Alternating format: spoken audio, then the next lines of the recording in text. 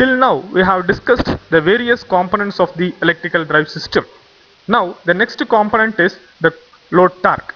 Load torque can be divided into three types. They are friction torque, vintage torque and torque required to do the useful mechanical work. First, let us discuss all these three one by one. The first one is the friction torque. Friction torque is generally represented as T subscript F.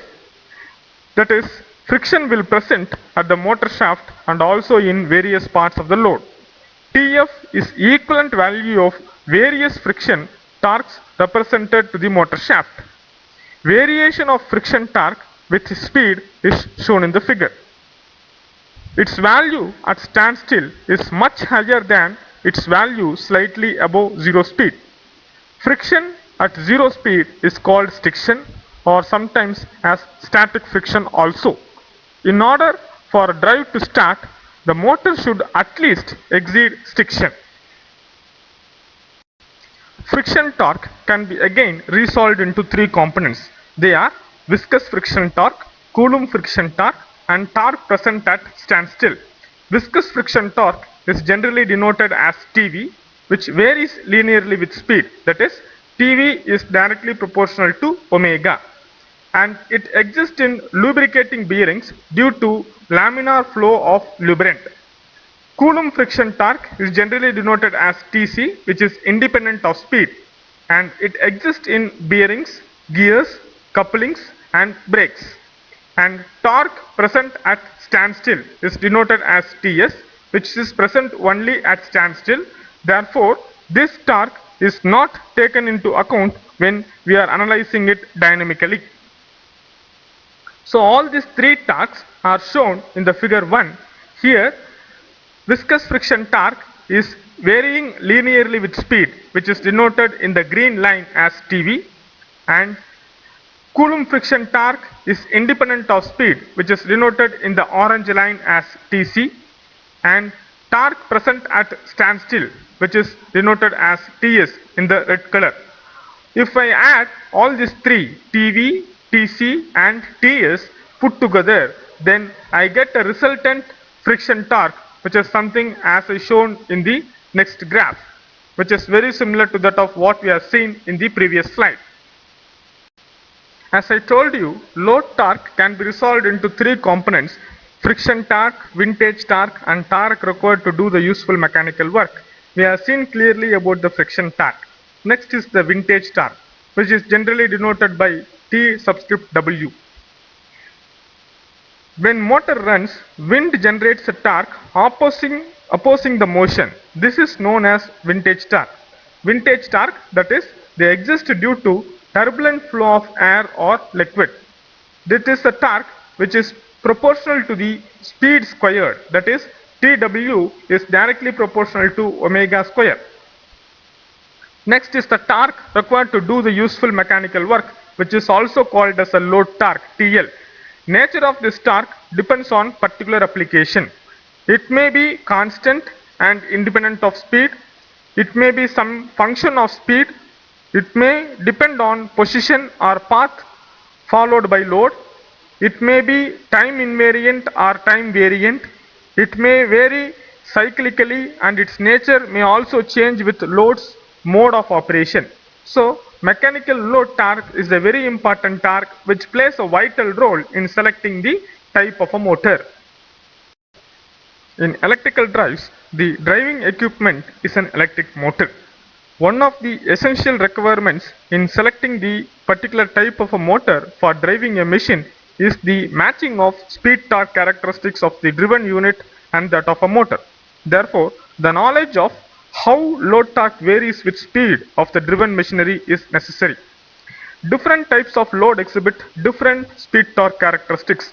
However, most of the industrial loads can be classified as a function of speed.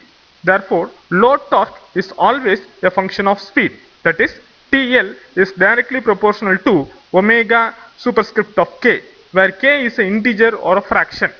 Mechanical power of a load is given by torque into speed, that is load torque into speed, where omega m is 2 pi by 60 into nm, where Nm is the speed in rpm, where omega m is the angular speed in radians per second. So based on the value of k, the load torque can be divided into four types, that is constant torque type load where k is equals to 0, torque proportional to speed where k is equals to 1, torque proportional to square of the speed where k is equals to 2, and torque inversely proportional to speed where k is equals to minus 1. So here I have shown four different speed torque characteristics of a load. One is constant torque load, other one is torque proportional to speed, and the third one is torque proportional to speed square, and the fourth one is torque inversely proportional to the speed. Now torque independent of speed, that is k is taken as 0. This type of characteristics is also called as constant torque characteristic load. Most of the working machines that have mechanical nature of work like shaping, cutting, grinding or shearing require constant torque irrespective of speed. Similarly, hoist, crane, elevators, pumping of water or gas against constant pressure, conveyors handling constant weight of material per unit time also exhibit this type of characteristic. The speed torque characteristic of this type of load is given by T is equals to constant. The next type of mechanical load is torque proportional to speed, that is K is taken as 1. Separately excited DC generators connected to a constant resistance load, eddy current brakes and calendering machines have the speed torque characteristics which is directly proportional to speed. Another type of load met in practice is one in which load torque is proportional to the square of the speed, that is K is taken as 2. The typical examples are fans, rotary pumps, compressors and ship propellers. The speed torque characteristics of this type of load is given as T directly proportional to speed square. And the last type of mechanical load is torque inversely proportional to speed, that is K is taken as minus 1. Certain types of lathe, boring machines, milling machines, steel mill coiler and electric traction load exhibit hyperbolic speed torque characteristics. In such loads, the torque is inversely proportional to speed or the load power remains constant.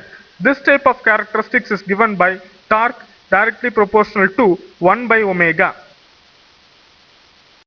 Now, before going to the steady state stability analysis of an electrical drive, let us understand what is the meaning of a steady state operating speed.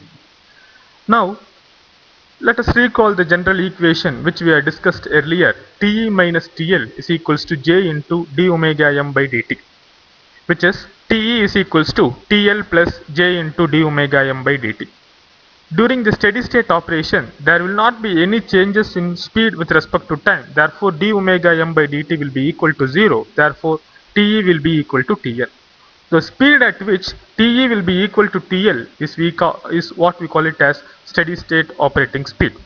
So at constant speed, Te will be equal to TL. So steady state speed is the point of intersection between Te and TL of this steady state speed torque characteristics. Now let us assume that the motor is already operating at the speed of omega R1 corresponding to a load torque of T1. The steady state speed is omega R1. Now, because of some reasons in the load torque is suddenly increasing to a torque of T2. So now we have to adjust the speed torque characteristics of the motor in such a way that it has to attain another steady state operating speed, that is omega R2. Now, by using a power electronic converter, the speed torque characteristics of a motor can be varied and it can be adjusted in such a way that it attains another speed torque characteristics, another steady state characteristics of omega R2.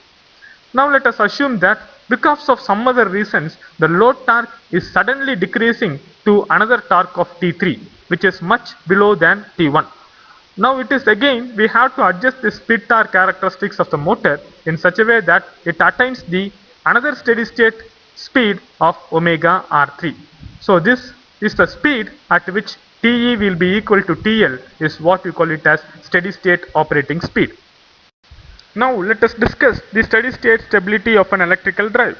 Steady state operating point of a motor load system is also called as equilibrium point or sometimes equilibrium state. Equilibrium speed of a motor load system is obtained when motor torque equals to the load torque. Drive will be operated in steady state at this speed provided if the speed is of stable equilibrium. That is, the drive will operate at steady state speed when load torque is equal to the motor torque. Then such point is said to be stable equilibrium. A disturbance in any part of a drive can cause system speed to depart from the steady state point. A steady state point is said to be stable if system will return to steady state stable equilibrium speed when subjected to a disturbance. Steady state stability can be evaluated using steady state torque speed characteristics of a motor load system. So the general condition for a stable equilibrium point is the rate of change of load torque with respect to speed should be greater than the rate of change of motor torque with respect to speed. Now let us discuss the steady state stability of an electrical drive. Let us examine the steady state stability of an electrical drive shown in the figure with Te the torque generated by the motor and Tl the torque demanded by the load. Let us examine the point A whether it is a stable point or not. The equilibrium point will be termed as a stable when the operating point will be restored to it after a small departure from it due to a disturbance in the motor or load. Let the disturbance causes a reduction of delta omega m in the speed. At new speed omega r dash, motor torque is greater than the load torque. Consequently, the motor will accelerate and operation will be restored to point A. Thus, the point A is a stable point. Similarly, an increase of delta omega m in speed caused by a disturbance will make load torque greater than the motor torque, resulting into deceleration and restoration of operation to point A again. So again in that case also the point A is said to be a stable operating point. Now let us look at a different condition. Now let us examine the operating point B which is obtained with the same motor drives with another load. A decrease in speed causes the load torque to become greater than the motor torque, drive deaccelerates and the operating point moves away from B. Similarly, when working at B, an increase in speed will make the motor torque greater than the load torque, which will move the operating point away from B. Thus, B is an unstable point of equilibrium. Now let us see the torque speed quadrant of operation of an electrical drive. Motor operates in two modes, motoring and braking. In motoring operation, it converts mechanical energy into electrical energy and thus supports the motion. In braking, it works as a generator, converting mechanical energy back into electrical energy and thus opposing the motion. Motor can provide motoring and braking operation for both forward and reverse directions. Power developed by a motor is given by the product of torque and speed. So, in the motoring operation, the net power developed is positive, which means either both torque and speed should be positive or either both torque and speed should be negative for motoring operation. The figure shows the speed torque characteristics of a forward and reverse motions. Power in quadrant 1, power developed is positive because the speed and torque are both positive and hence the quadrant 1 is called as forward motoring. In quadrant 2, the speed is positive whereas torque is negative and hence the net power developed is negative and which makes forward braking. In quadrant 3, the speed and torque both are negative and makes reverse motoring operation. In quadrant 4, speed is negative whereas torque is positive and hence reverse braking operation. Hence in quadrant 1, net power developed is positive. In quadrant 2, net power developed is negative. In quadrant 3, net power developed is positive and in quadrant 4, net power developed is negative. Now let me explain the 4-quadrant operation of an electrical drive by using a simple lift system. Here Let us assume that we have a building which is having some 10 floors, and we are at the 10th floor, and if we are trying to call a fully loaded gauge from the ground floor, which we call it as a forward motoring. And similarly, when we are at the 10th floor, calling the empty gauge from the ground floor, which is what we call it as a forward braking. Similarly, when we are at the ground floor, calling the empty gauge from the 10th floor is called reverse motoring. When we are at the ground floor, calling the fully loaded gauge from the 10th floor is what we call it as reverse braking. This is a very good example which illustrates forward motoring, forward braking, reverse motoring and reverse braking of a speed torque plane of a electrical drive.